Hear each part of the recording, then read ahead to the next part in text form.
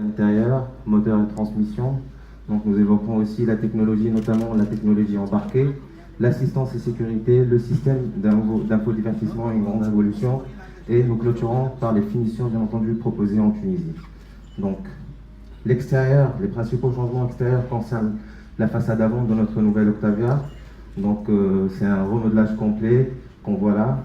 On note aussi en premier lieu l'apparition d'une double optique avec des nervures à l'intérieur, une optique aussi qui se prolonge avec cette calandre prononcée, qui est aussi redessinée d'une manière à ce que le bec d'aigle se situant sur la partie centrale du capot vient épouser cette calandre-là. Donc on note aussi l'apparition de deux nervures sur les côtés pour un aspect plus plongeant, pour mettre en considération cette calandre-là. Le bas du bouclier aussi, il a été redessiné pour avoir plus d'harmonie avec l'ensemble du module avant. Donc ici, le choix de Skoda, vraiment, parce qu'on sait que l'Octavia, c'est une voiture sérieuse, c'est une voiture pragmatique.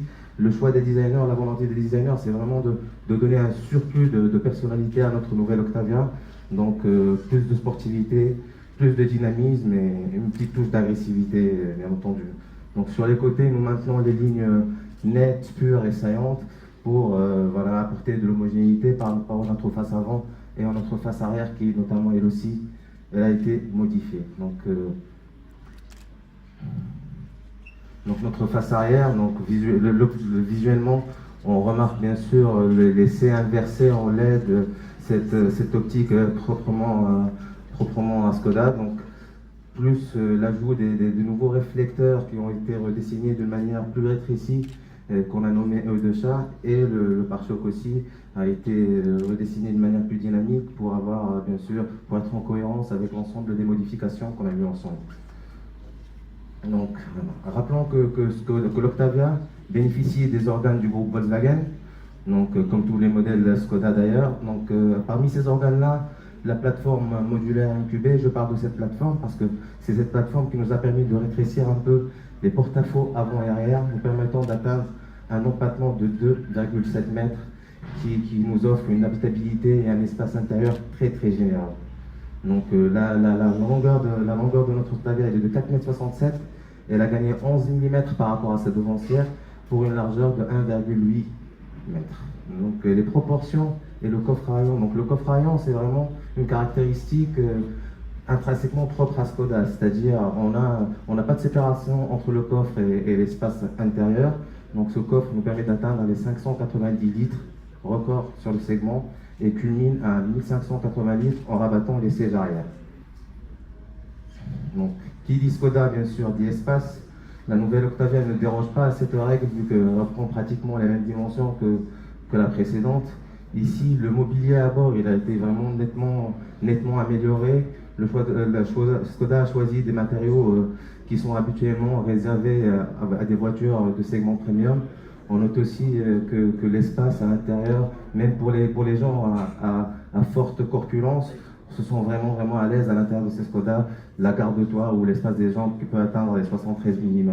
Donc on note aussi l'arrivée de nouveaux compteurs, les compteurs de sa grande sœur, la Superbe, associés au combiné d'instruments Maxidot en couleur, plus l'écran intégralement tactile et le volant multifonction nous permettant d'atteindre une ergonomie parfaite. Le pack Simply Clever, simplement intelligent et de mise bien sûr. On a bien entendu le support téléphone, porte-ticket,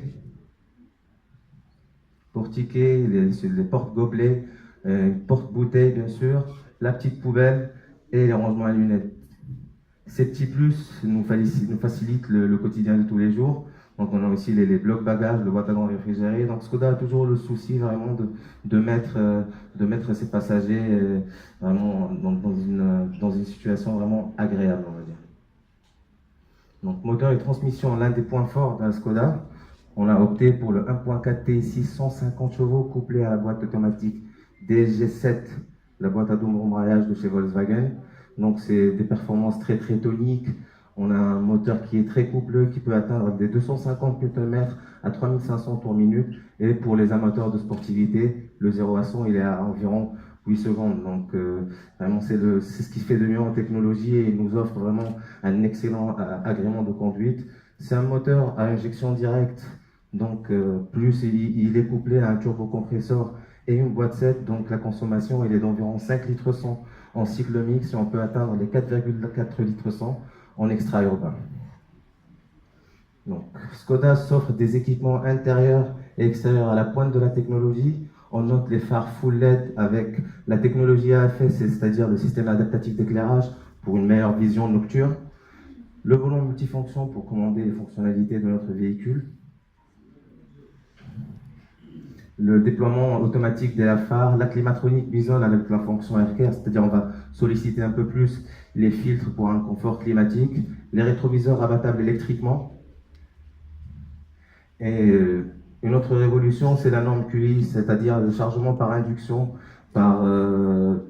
c'est-à-dire par énergie sans fil, plus la petite lumière d'ambiance pour un aspect plus lounge et plus créatif, on va dire.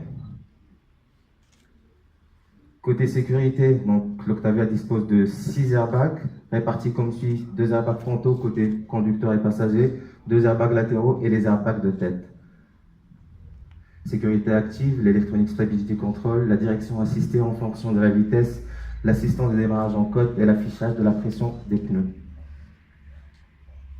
On a aussi le parc distance control, c'est-à-dire des radars avant et arrière avec lecture de trajectoire, ajoutant à cela le régulateur de vitesse, détecteur de pluie et détecteur de lumière, c'est-à-dire activation et extinction des phares automatiquement.